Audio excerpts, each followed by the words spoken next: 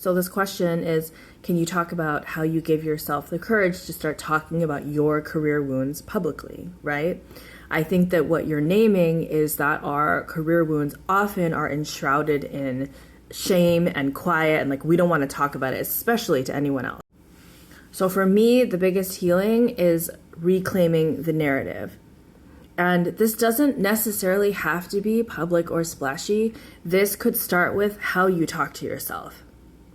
Meaning how, like what is the story that I'm telling myself? And for a long time, the story that I told myself was one of persecution and was one of they're going to come after me and I can't say anything bad because I'm like afraid of a confrontation. Like what if an investor from 10 years ago emails me and is like, I saw your TikTok or what, like and so it's changing that narrative, the way you talk to yourself, to be like, actually, we all have our own version of the story and we are allowed to tell it.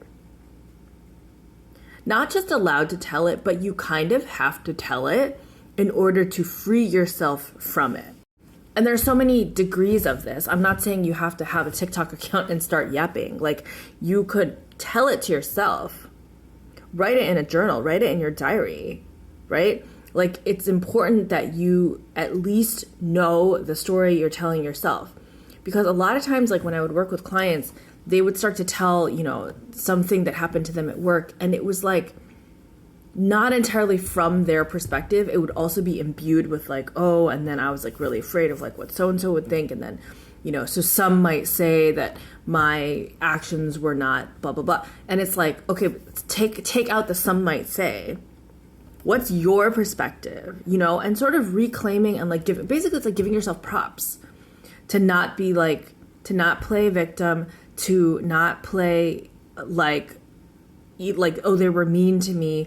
And just to be like, I made the decisions, like accountability, like I made the decisions that I made with the information that I had at the time and giving yourself credit for being like, and I did the best that I could.